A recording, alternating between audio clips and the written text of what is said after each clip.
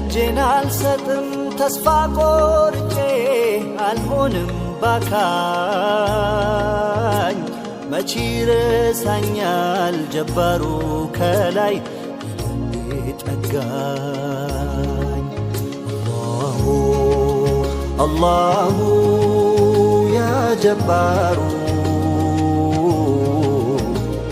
በአንተው ልጠገን ከስብራቴ አቅሜ ሲደክም ሁነኝ ብርታቴ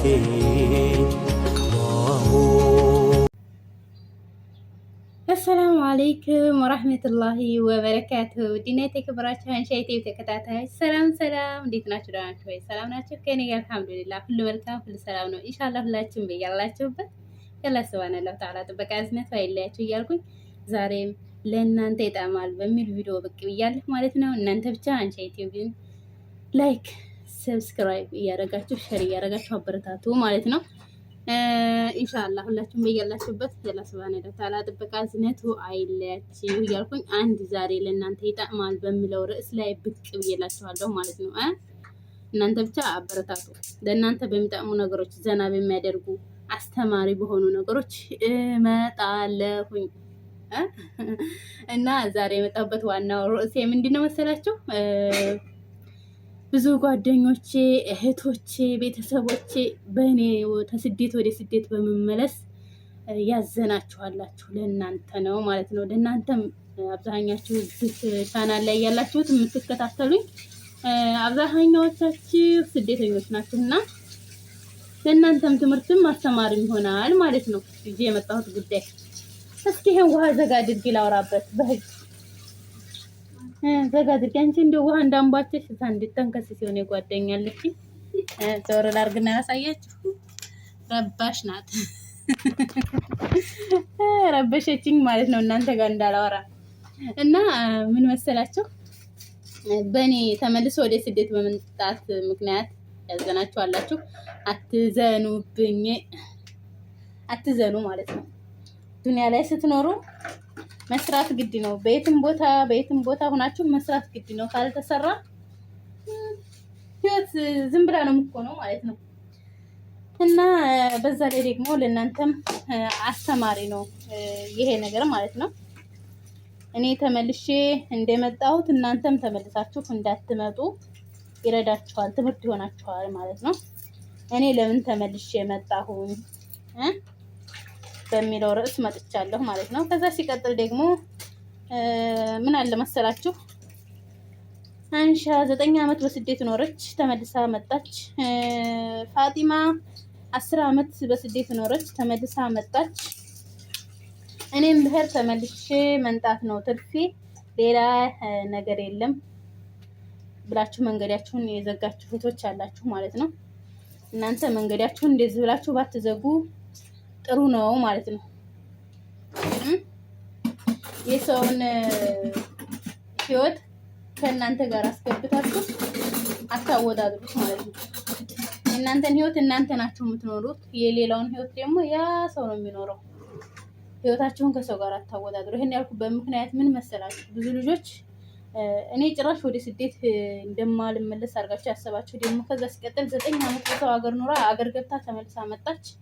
ስለዚህ እኛ ሀገር ላይ መኖር አይቻልም፣ ከሊት ሄዳ መጣይ እያልን የሰውን ህይወት የምንቆጥር እህት ወንድሞቼ ማለት ነው።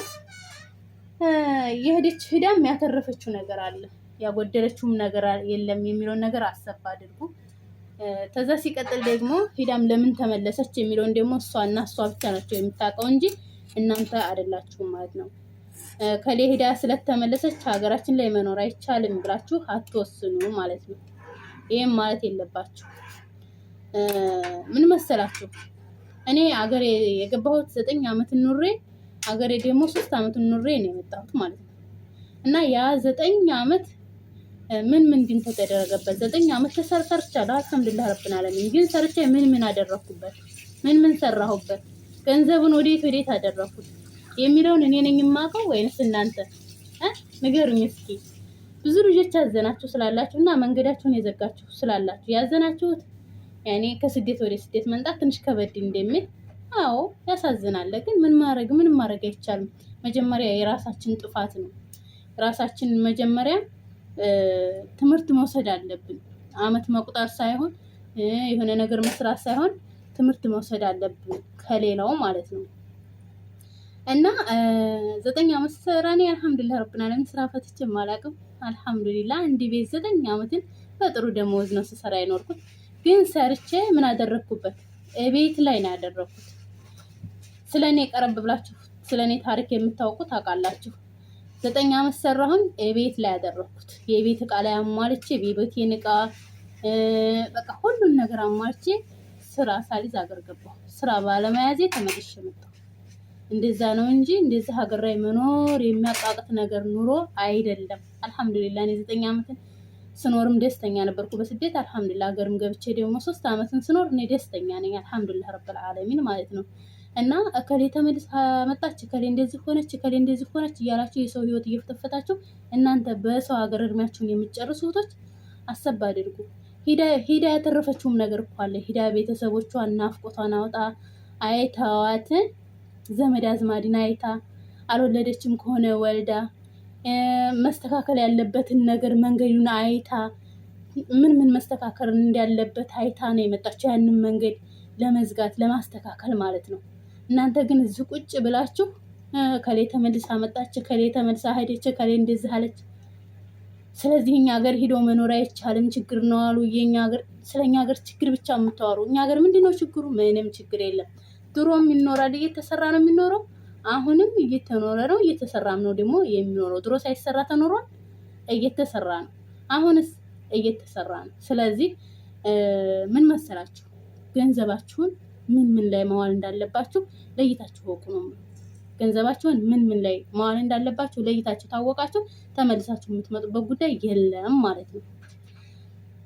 ከሌ ተመልሳ ያመጣችበት አሁን ምሳሌ እኔ ተመልሼ የመጣሁበት ነገር ስራ ነው።